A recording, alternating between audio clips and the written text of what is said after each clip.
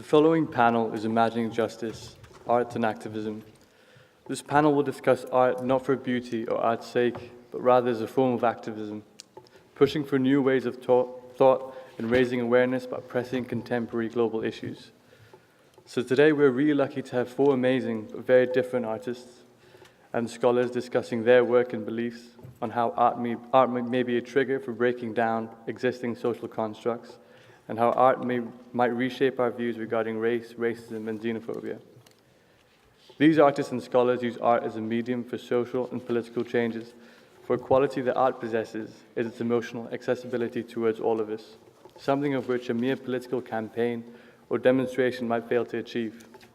Our first speaker is Professor Alessandra de Maio, who will be discussing A Bay of Dreams, Social Mobilization and Public Memory in Mediterranean Italy. Professor de Maio is an Associate Professor of English and Postcolonial Studies at the University of Palermo here in Italy. Her focus includes migratory, postcolonial, diasporan and Black studies, with particular attention to how issues of ethnicity, gender, narration, and memory interact in the formation of cultural identity. Aside from a residency here in Italy, Professor de Maio has also spent a large amount of scholarly research in the United States, being the recipient of the Fulbright Scholarship at the University of Massachusetts in Amherst and the Mellon Postdoctoral Fellowship at UCLA.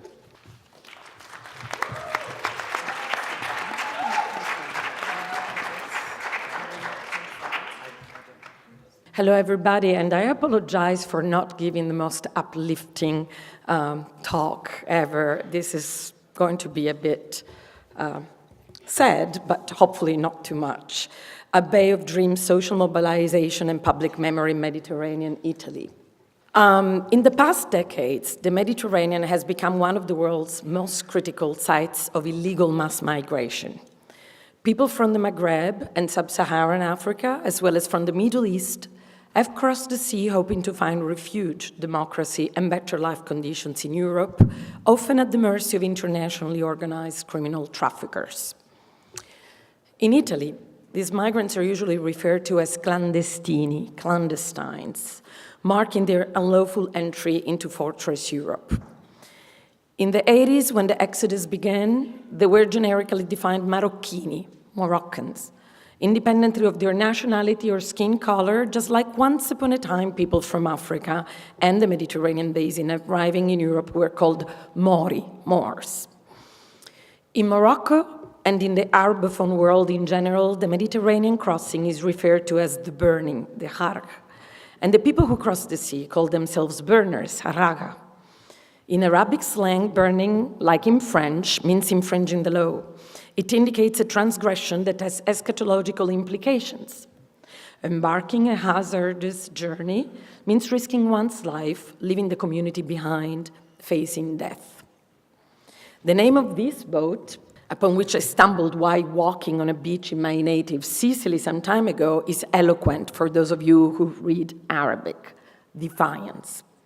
As sociologist Saskia Sassen suggests, migration is patterned and follows specific routes. One of the burners' most trodden routes is the passage Libya-Italy. Hundreds of thousands of people of different nationalities, millions some say, have crossed the Sahara from East, West, and Central Africa. After a long journey, which often includes extended detention in camps that are actually prisons, mainly in Libya and in Sudan, the people who survived the first leg leave the Libyan shores for Sicily, heading in particular towards the small island of Lampedusa, Italy's most southern territory, only 60 miles away from the African coasts. Yet the crossing is not always accomplished. On October 3rd, 2013, a decrepit boat, those used for the burning usually are decrepit, sailing from Zuara, Libya, sank only a few miles away from the coasts of Lampedusa. It was by no means the first vessel that sank upon crossing, but this time, due to the proximity to the island and the favorable marine streams, the consequences were visible to the world. Hundreds of corpses soon floated all over the shallow waters of Lampedusa's shoreline, reaching what that year was voted by TripAdvisor the most beautiful beach in the world, the stunning Isola dei Conigli. I don't know if you've ever seen this, but yes, this is in the middle of the Mediterranean. The images of those dead bodies retrieved by local fishermen, Coast Guard officers, and frontier soldiers have remained impressed in everyone's minds. Very recently, we have seen them reproduced as footage in Gianfranco Risi's powerful documentary Fuoco a Mare, Fire at Sea, entirely filmed in Lampedusa and released only last month after receiving the 2016 Golden Bear for Best Film at the prestigious Berlin Film Festival, which for us is, similar, comparable to the Academy Awards in the States. Currently, a group of citizens is mobilized, forcefully asking the state to make October 3rd, the day of the shipwreck, a national day of remembrance on which to commemorate those who have not survived what Alessandro Portelli and other scholars call the Mediterranean Passage. Regrettably, this was by no means the only shipwreck that has taken place in what elsewhere I've called the Black Mediterranean. Across the years, shipwrecks like casualties have been numerous and countable, undocumented. In April 2015, for instance, a large ship sank in the Strait of Sicily. Approximately 900 people of different nationalities were estimated to have lost their lives, 50 of them children. The figures indicate that it was one of the greatest maritime tragedies of all times in the Mediterranean. Only 28 people could be rescued, and only 24 corpses were found. Everyone else was declared missing. This was last year. Despite intensive rescue operations, the remaining corpses were nowhere to be found, as is often the case. Families, friends, communities have been deprived of the possibility of grieving over the bodies of their beloved, whose names are never even mentioned in the media. Just faces with no names. While Italy, Europe, and the world continue to watch in the face of blatant, prolonged human rights violations, failing to implement international policies that can stop this carnage, the civil society, amidst controversy, is actively responding to one of the oldest human impulses, mourning through commemoration. I wish to share two experiences of commemoration with you today. The first involves social mobilization through flash mobs, whereas the second is an example of public memory condivision through monumentalization. A flash mob was staged in Milan on February 14, 2015, to commemorate the victims of a yet another tragic shipwreck that occurred a few days earlier, not far from Lampedusa. On Valentine's Day, hundreds of people responded to the call launched by Radio Popolare, the most popular listener-supported radio station in Italy, known for its progressive and liberal political orientation.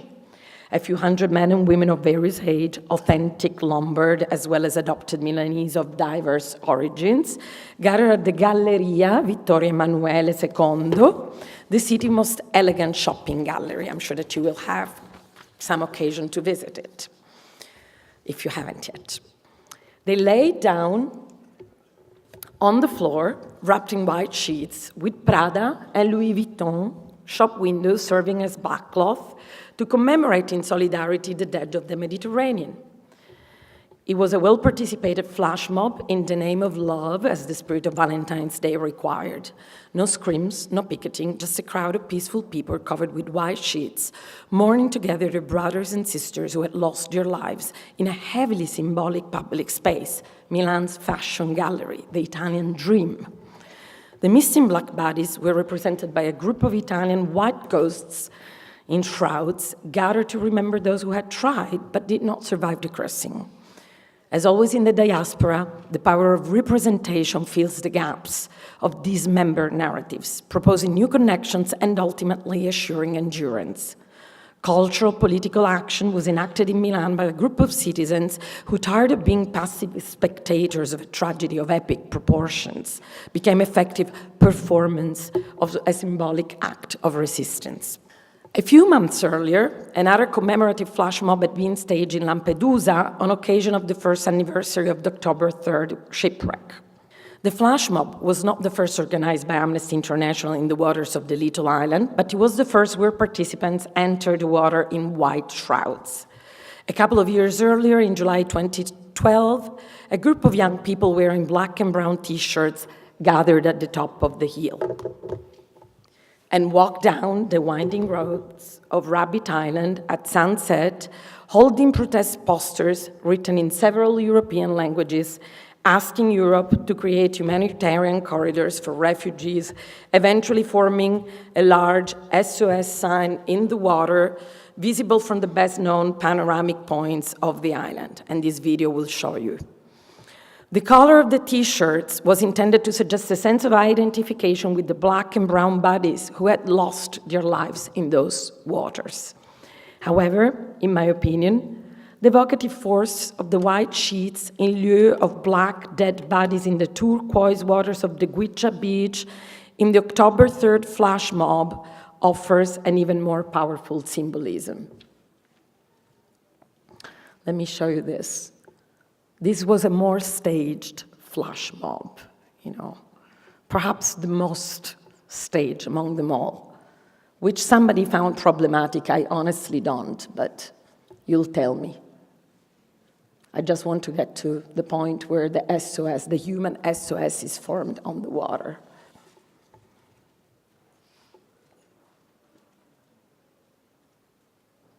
Here we go. However, for obvious reasons, these images did not go viral like those taken in Milan. Lampedusa is not as appealing as Milan's gallery. In the world's imagination, Lampedusa is a frontier outpost, a liminal space, geographically closer to Africa than Europe, a space that does not fully represent the attainment of the European dream. If flash mobs requiring collective participation temporarily transform potential bystanders in performers of symbolic acts of resistance, monumentalization sets the grounds for long-term public memory.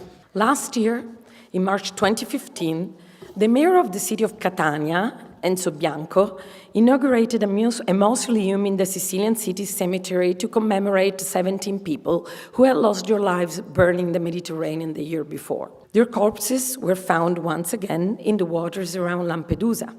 However, the island's small cemetery was so full at that time that Lampedusa's mayor announced bodies could no longer be accommodated.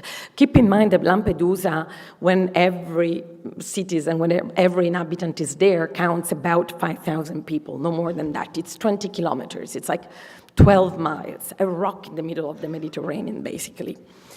In 2013, when she had just been elected mayor of Lampedusa, Giusy Nicolini had written an open letter to the European Union, urging its institutions to contributing more incisively in the rescue and assistance of migrants and refugees who were arriving in mass. In her famous letter, broadcast by Fahrenheit, a popular Rai 3 radio program comparable to NPR Fresh Air, to give you an idea, Nicolini criticized Europe's disregard of the loss of lives in the Mediterranean, claiming that Europe should reconsider its immigration policies in light of the tragic shipwrecks that were becoming increasingly common. The closing paragraph of the letter reads as follows: "Everyone must know that it is Lampedusa, its citizens, its units dedicated to providing assistance and hospitality, that is giving human dignity back to the people who arrive, that is giving dignity to our country and to Europe altogether." Well, if these people are just Lampedusa's people, then expect to receive telegrams of condolences for each person who has drowned, as if each one of them had white skin, as if each of them were one of our sons who has drowned while being on holiday.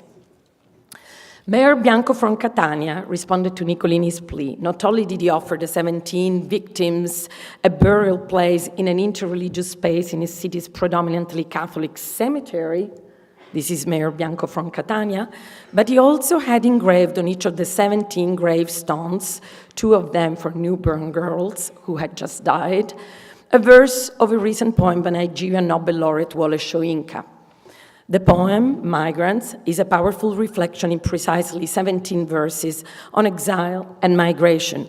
It can be read in a sequence, a line on each tomb from upper left to bottom right. It also appears in its entirety on an adjacent tombstone. The Italian translation is by yours truly. Also, at the center of the mausoleum piazza lies a statue commissioned to Catania's Academy of Fine Arts by the mayor on behalf of the city. Shipwrecked Hope, this is the title of the 9 feet tall statue, is made of local lava stone from Mount Etna and portrays an allegorical ungendered figure, Hope, emerging from the waves of the sea. These photographs were taken during the inaugural ceremony of the monumental complex last March. It was an interreligious ceremony in which Catania's Catholic bishop, Sicily's imam, and the priest of the Coptic Orthodox Church in Sicily participated together with the victims' relatives and friends, in the spirit of religious tolerance and human solidarity. The high priestess of the ceremony was poetry. Poetry by one of the world's greatest living artists and intellectuals, Wole Soyinka, for whom the creative process, making art, remains the most concrete form of resistance. Religion, politics, and art go hand in hand in Catania's monument. Catania's memorial to the victims of the Mediterranean, in conclusion, testifies to the importance of the transmission of collective memory in the face of a tragedy that continues to afflict masses of women, men, and children who are forced to leave their home behind because of adverse political or dire economic reasons and search for a bay of dreams, as the last verse of Soyinka's poems recites. Most importantly, like the flash mob staged in Milan and Lampedusa, this monumental complex reminds us of the duties that Europe and the so-called global society have towards those who survived the crossing. Let me conclude quoting Soyinka's poignant words from the preface to the anthology containing the poem memorialized in Catania. I'm quoting. The magnitude of the phenomenon of migration in our present age is a mere reflection of the retrogression that the world has made in the name of progress, having fashioned instruments of war and destruction that now compel us to reckon the tides of human displacement in their hundreds of thousands and millions. Since it is that world of diabolical inventiveness that is largely responsible for this escalation of the phenomenon of displacement, that same world cannot shirk the responsibility of offering its victims the rudimentary needs of shelter and protection. Thank you very much.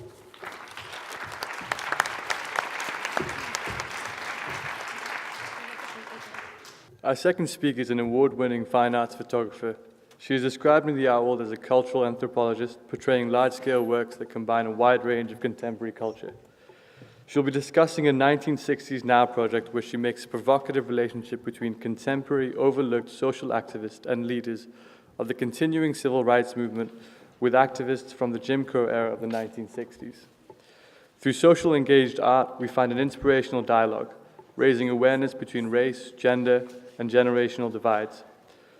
Her work has been featured in the numerous museums and galleries, including New York, Atlanta, Cleveland, Houston, and Washington, D.C. Please welcome Ms. Sheila Pree.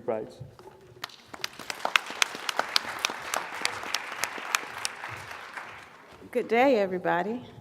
I really commend the young people for having this conference because this is a hard topic to talk about, race and racism. I've been traveling a lot around universities and everybody's looking at me like I'm not going to talk about this. So I commend you. And what I would like to say is I'm a fine art photographer and my work is a wide range knowledge of contemporary culture. I'm known for my plastic bodies where I morph girls and Barbie dolls, and I was talking about the standard idea of beauty in Western culture with women of color.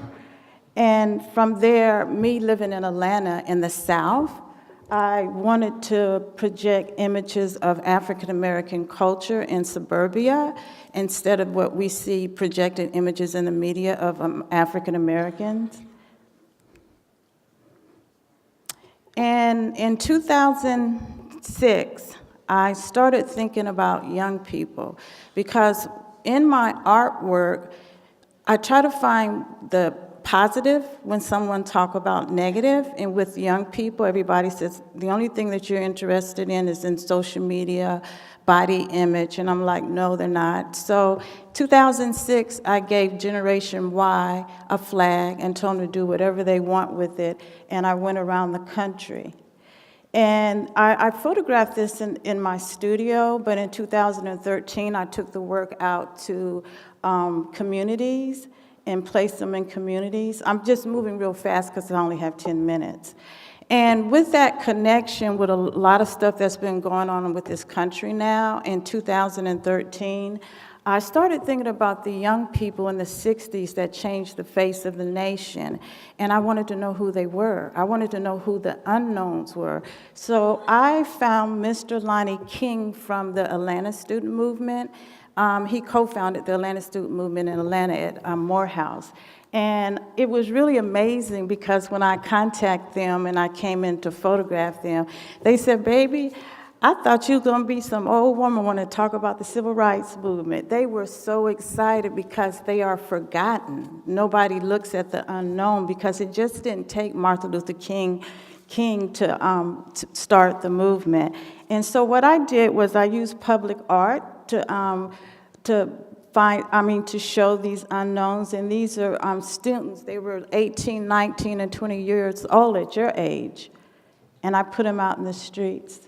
And this is Claire O'Connor. I went all the way up to Minnesota. She was called the Minnesota Six. It was 5 white males and 1 white woman, which is Claire O'Connor. And she said at the age of 23, she felt that she had to do something, so she took action. And she came down to the South. And she said when she crossed the Mason-Dixon line, fear came to her. Artist's duty, as far as I'm concerned, is to reflect the times. I think that is true of painters, sculptors, poets, musicians. As far as I'm concerned, it's their choice. But I choose to reflect the times and the situations in which I find myself. That, to me, is my duty. And at this crucial time in our lives, when everything is so desperate, when every day is a matter of survival, I don't think you can help but be involved. Young people, black and white, know this. That's why they're so involved in politics. We will shape and mold this country, or it will not be molded and shaped at all anymore. So I don't think you have a choice. How can you be an artist and not reflect the times? That, to me, is the definition of an artist.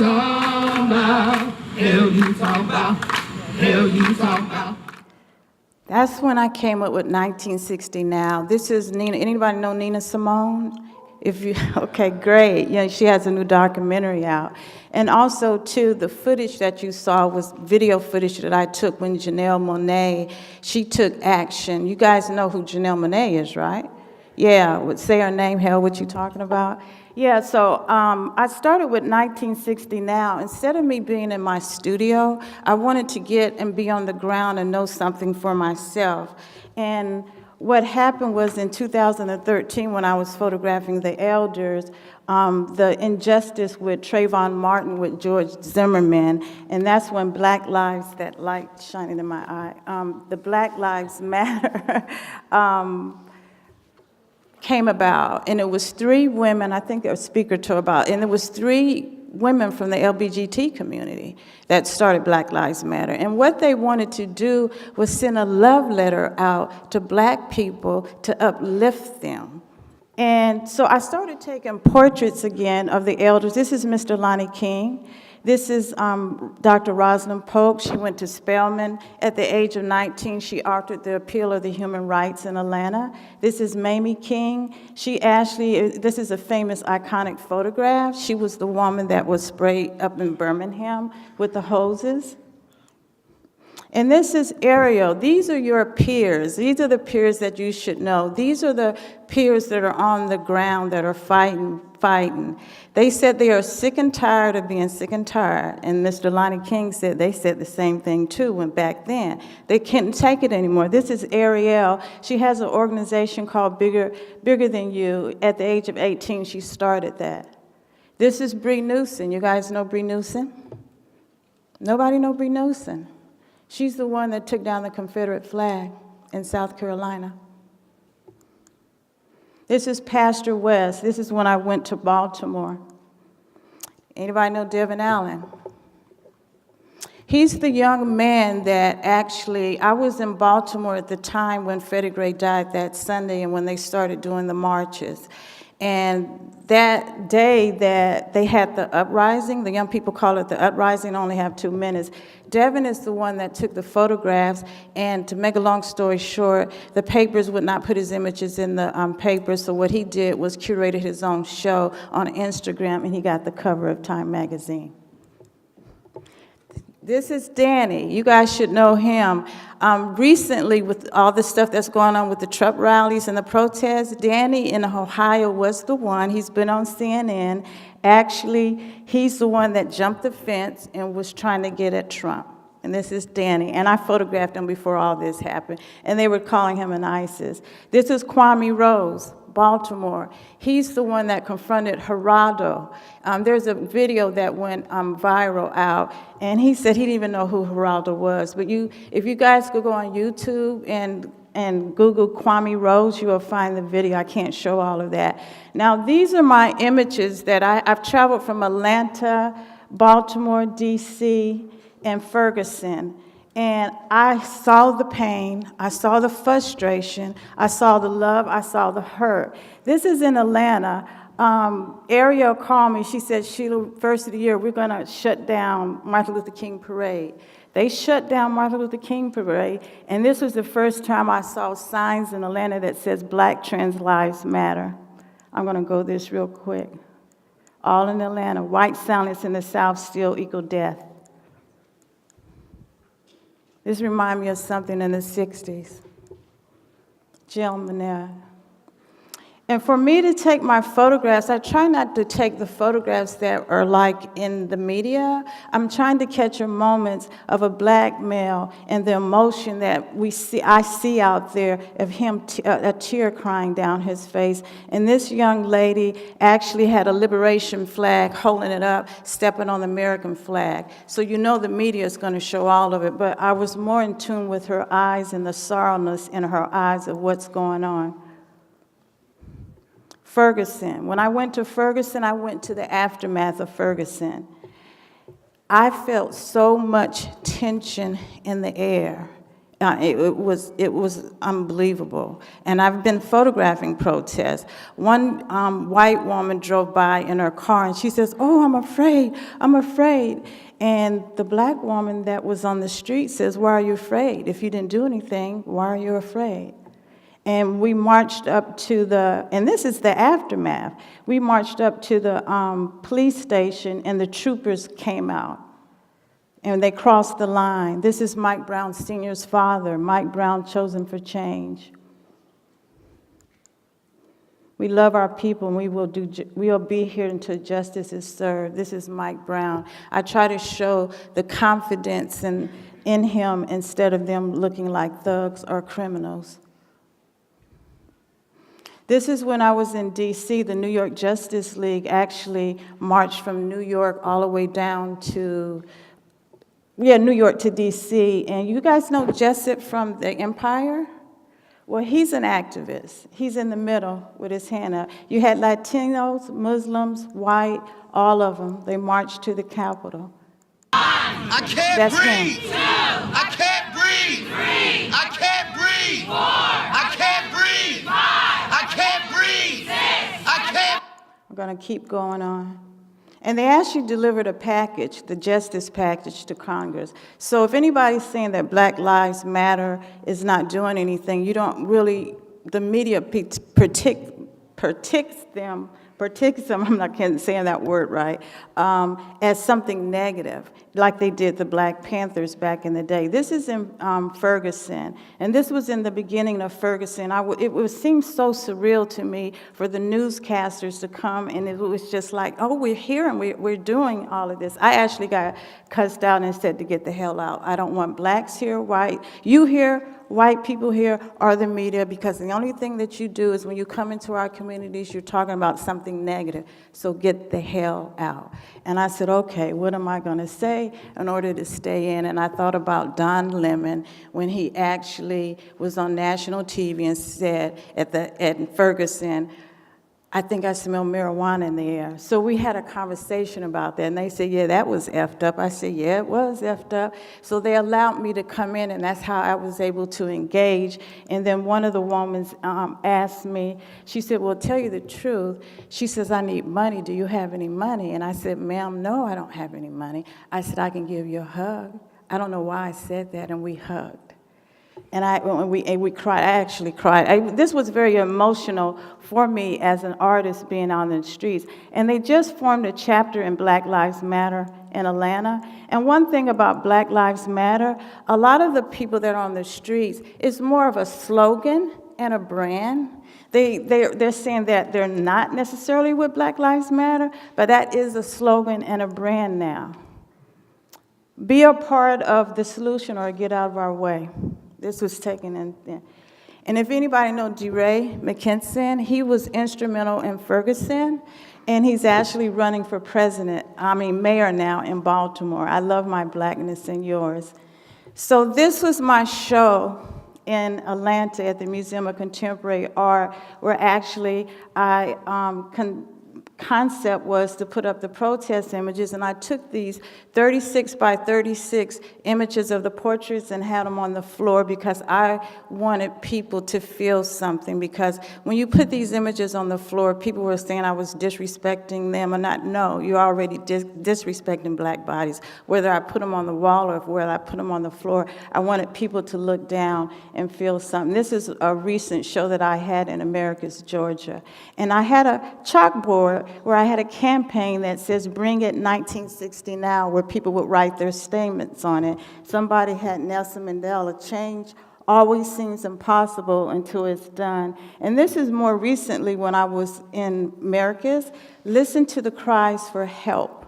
So what I would like to leave you with is that me as an artist, I don't really consider myself as an activist, but people call me an activist. I call myself an actionist. I'm taking action. And that's all you young people need to do, is to start somewhere. Maybe go out to some of the protests and find out what's going on for yourself, because in the media, they're not telling you all truths at all. And I want to leave you with this statement by Reverend Dr. William Barber III. I met him when I was at the University of Tennessee. They had a conference on the civil rights, and they wanted me to talk about Black Lives Matter. And he said, for a social justice movement, you have to have imagination. Imagination comes before implementation. This is the season for the artists. So take action.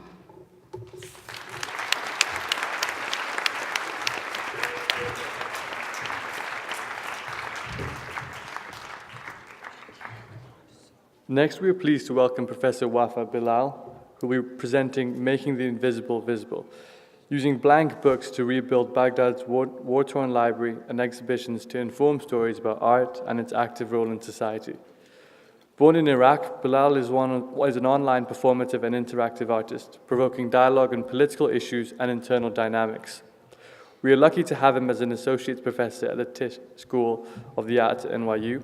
Having fled from Iraq, Bilal's work is largely informed by two conflicting experiences of contrasting worlds: his current home in the comfort zone of the United States and his consciousness in the conflict zone, which remains in Iraq. I think that this in itself will put things into perspective for all of us, being in a new corpus of cultural, social, and artistic experiences during our time here in Florence, as well as help provide us with a new perspective towards the current refugee crisis in Syria and the Middle East.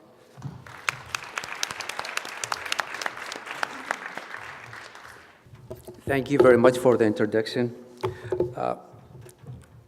When I moved from the conflict zone of Iraq to the comfort zone of the United States, I had to confront racism. The first confrontation came after the death of my brother Haji in 2004 by an American air-to-ground missile in our hometown of Kufa. As an artist who lives simultaneously in these zones, I did not know what to do, how to deal with my losses. But the inspiration came by watching an American soldier giving an interview, sitting in Colorado, directing missiles and drones and dropping bombs on the Iraqi with no physical or psychological connection to the target. I was shocked by that disconnect, and I immediately called my gallerist and I said, I have a project and I would like to do in the gallery. And she said, continue. So I explained. The project called Domestic Tension also get to know as Shooting Iraqi. Within that project, I would move my living space into the gallery for 1 month, build a robot that is shoot paintball, construct a website devoted from any political rhetoric, and then hand the trigger to millions of people all over the world. I think I was naive by doing that.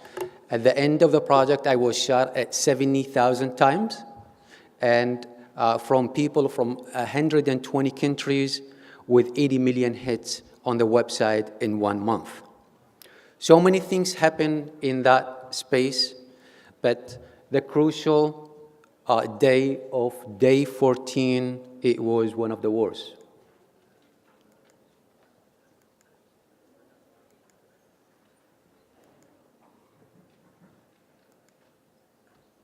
Okay, everybody, it's day 14. This has been insane because what happened is it was hit dig.com and the place has been completely bombarded non-stop for the last 2-3 hours, and you could see it's absolutely dropped so much. I mean, to the point you cannot, not a single second. I cannot even keep filling the pod here. Dig.com. This is really disturbing. This is non-stop. I cannot keep track of this.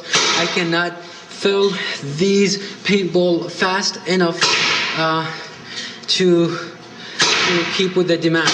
Okay, I'll let you go because I think I cannot do the camera and cannot do display. So I'll just have to run back and forth. I have to run back and forth between see, now I'm taking hit. I'm taking hit for them. There you go. See me. Keep these in mind, the strategy of engagement. We could go to them during the question and answer.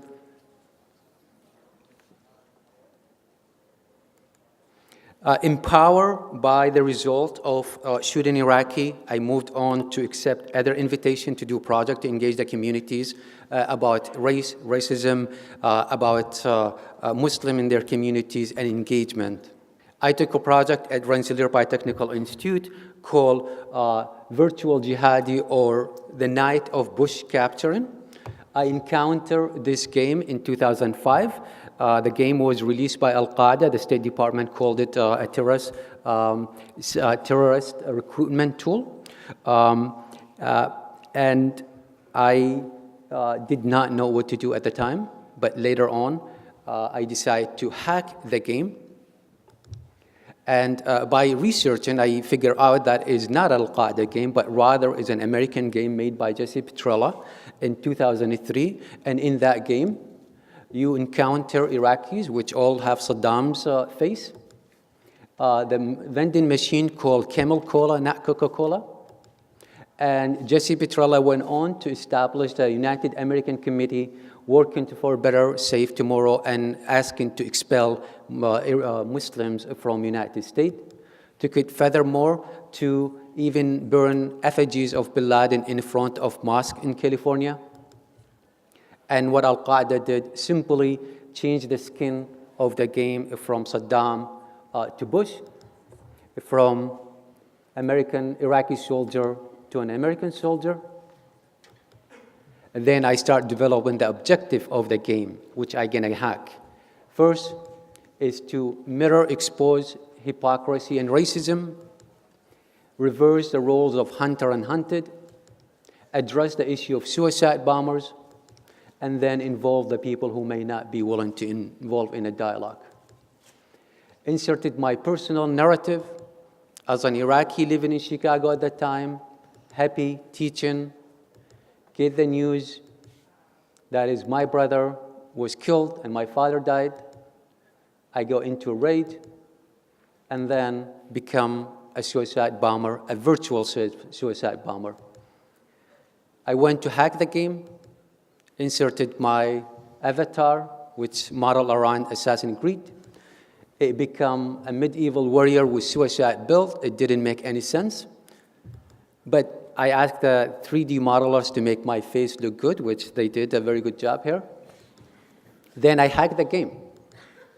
I inserted myself as the expendable Iraqi suicide bomber you could send on a mission to assassinate President Bush.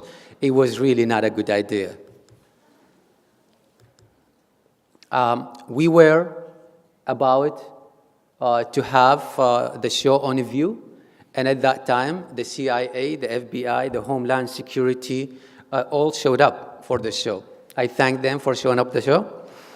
And it was so intense to the point RPI hired 4 bodyguards around me, and I loved it. I thought every artist should have 4 bodyguards around them at any given time. It did not last. Immediately, the college Republican called me a terrorist, safe haven, and start lobbying the president to close down the show. And the president started the provost, which successfully closed down the show and give the reasons that is part of the show is driven from terrorist organization, failing to understand that was made by an American, and it's just the killing of President of the United States. And the show was closed down immediately, was taken by the Century for Independent Media. And this time we got a new opposition, which is Bob Murch, who holds 3 government positions.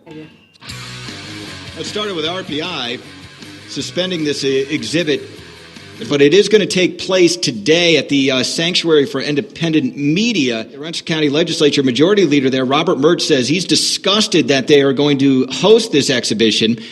There is a serious safety concern, not about just me, but also the sanctuary and the people here. And I wonder if that's a legit concern, if there is any steps we need to take care. The neighborhood that we're in is the most heavily policed neighborhood in the capital region. I have called the Rensselaer County District Attorney and called him at home today and left him a message saying that we're concerned that one person who's simultaneously an employee of the city, county, and state is organizing a protest and using very inflammatory language. Mr. I'm not sure how to pronounce his last name. Bilal? Bilal? No, A, I have not seen the game. B, I only know about you from what I've read in the paper and I've seen on TV. That can be nothing but terrorism. It's so far, in my view, from art.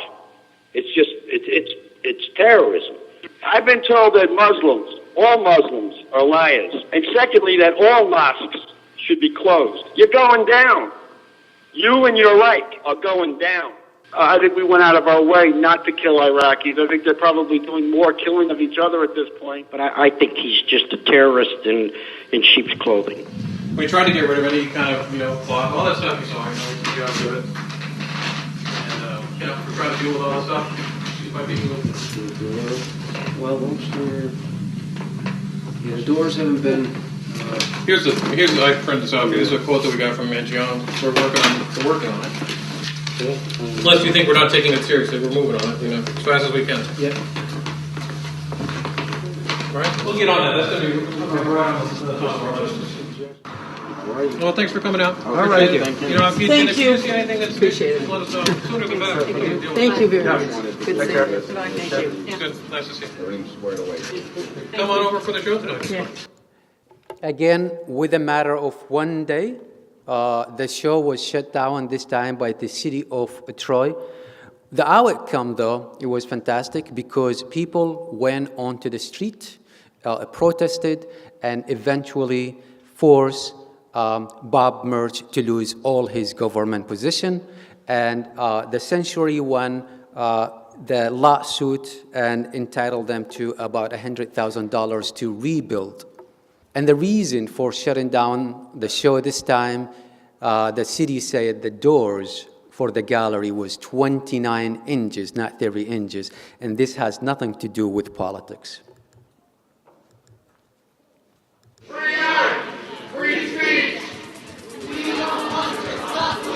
controversial video game exhibit, first banned on the RPI campus and then at a Troy Art Center, led to a protest. An Iraqi refugee,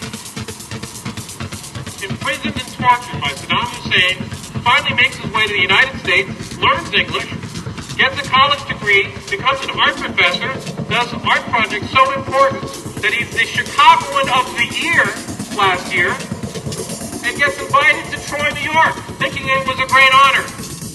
Rather than being welcomed, we decided to shut him up, because what he had to say was so troubling to us that we couldn't hear it. He should go back to his own country. The free speech has got to go so far. It's a time of war. I'm all for freedom of speech. I'm not saying he shouldn't show it. I just disagree with the content of the video. Art, whatever its medium, is the constitutionally protected expression of a point of view. Art about terrorism is not an act of terrorism. Before I end my talk, I would like to present briefly a new project that I am working on. This project addressed the issue of the digital divide. I truly believe racism is just not a rhetoric, but rather position of privilege, and that privilege unprivilege others. In this project, I am rebuilding a library of the College of Fine Art in Baghdad, which was burned to the ground and looted. The college have lost 70,000 titles, and to this day, there are not many books exist in that place. Through a crowd-funded, I am now soliciting donations. The show began with 1,000 titles. White books, and when people donate these white books, they receive in return a white book that is as a symbol exists for the loss or for their donation. The title come 168 hours come from an anecdote that is the Mongolian during the invasion of Baghdad have dumped the entire content of the libraries of Baghdad, and the river ran blue for 7 days, 168 hours, and I'm imagining the second after 168 hours, that is when the books turn to white. Now I'm trying to reverse history by empowering people and delivering the books again to Baghdad. Thank you.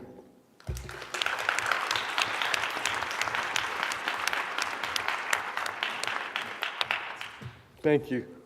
Our final speaker is sculptor and new media artist Randolph Thompson, who will be talking about his project, Fit the Battle. Thompson was born in Peekskill, New York, but has been living between Italy and the United States for the past 15 years. He has exhibited internationally and participated in numerous residencies in the United States and here in Europe. His work explores the historical implications of triumph and victory by recontextualizing references from Roman antiquity and relating these ideas with aspects of African American culture from both past and present. Thompson explores the cultural and racial displacement of imposed hierarchies and adorning status symbols with a complex, non-linear relationship towards history and socio-political discourse.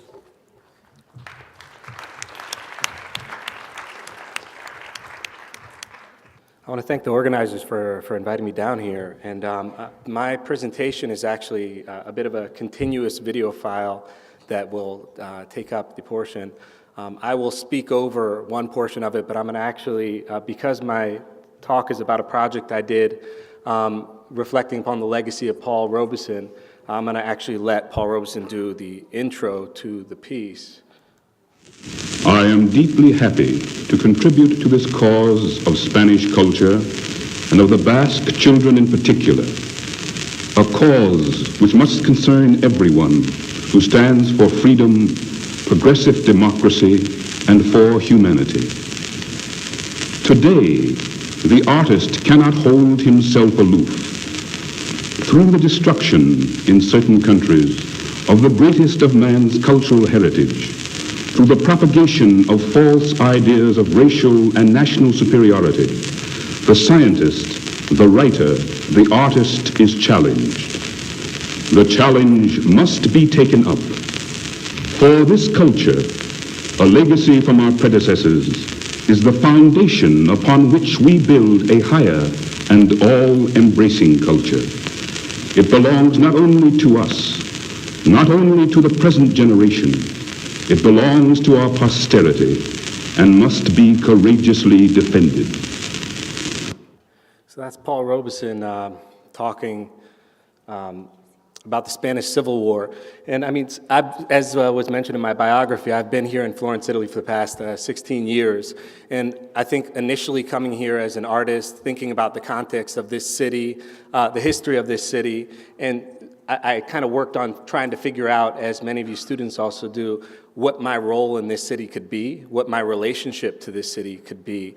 And a lot of the ways in which I was able to figure that out was by looking at historic figures that somehow had more of a global vision, that were artists that were approaching international art while thinking also about the implications on what was happening back at home.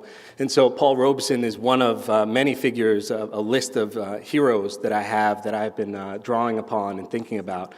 The images you're going to see behind me as I talk come from 3 different projects, all loosely related to Paul Robeson. This one was called 20 Voices for Paul Robeson. It was done in the Gateway Center in Newark, New Jersey.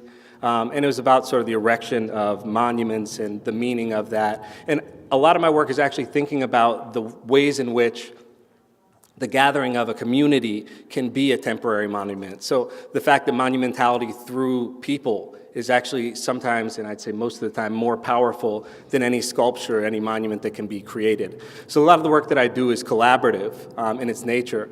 And I have had the opportunity to do exhibitions also in Spain, where I've done a number of works. And so this second work that you're seeing here is actually taking place at the Reina Sofia in Madrid, together with a whole group of elementary school kids, families that I met, musicians, dancers. And so I'm also always reaching out and trying to gather as many people who may not be particular to the art context as a way of broadening also the viewership of art and finding, a bigger platform to talk about the issues that are in my work and I think that need to be faced more broadly. Basically, the main work that I'm going to talk to you guys about is called Fit the Battle. And it's a work that was developed for Peekskill, New York, which is where I was born. And there was this kind of strange thing about my birthplace, and that I was born there, I lived there till I was 10, but actually beyond that, I don't really have any real connection to it. But I had always heard stories about this event that happened in 1949 around Paul Robeson, and I'd always heard about the ways in which it sort of upset the racial dynamics of the city.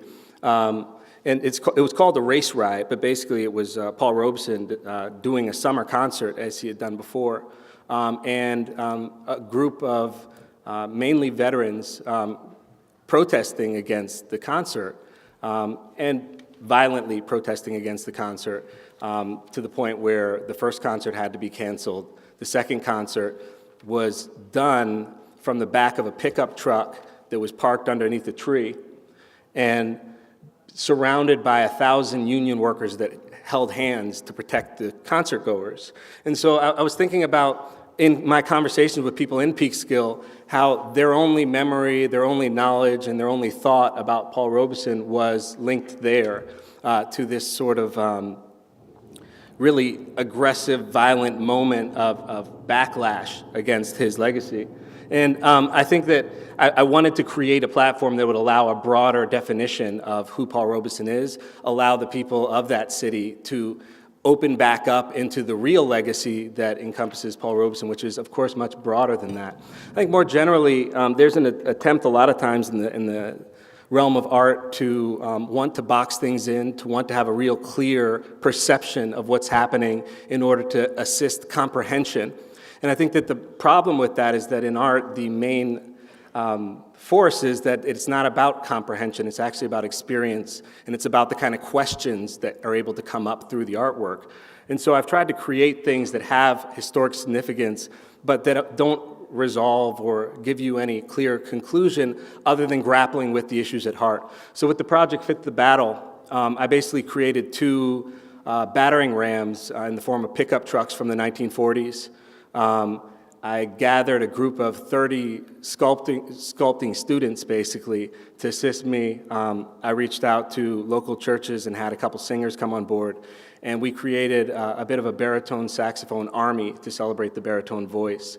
It's a piece that also I wanted to happen in the public realm, and I fought for it happening actually in the original site, but was unable to do that. And so I was hosted by a contemporary art center in Peekskill on their front parking lot.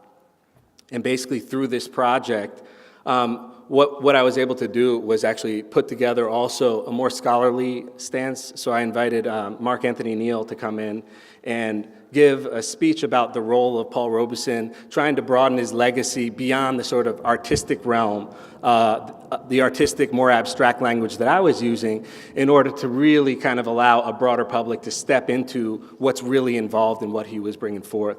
And so I'm going to share with you guys just a short trailer from this piece that is one of the bigger projects that I had taken on at that point, and it's something that was completely self-funded through prizes that I won, through me reaching out to people, and through my own organization. And it was kind of one of those really folly things where all of my prize money and all of the different things went into about 30 minutes of performance that then was dismantled immediately after we performed. Fortunately, I had a video crew on hand to maintain a memory of that. And so I'll simply share this piece with you, and I think it will be a way to kind of step out. I think the bigger sense that I'd like to look at is how can we create a bigger box, because the box that was created around Robeson was a bit too small, I'd say dramatically too small for his legacy.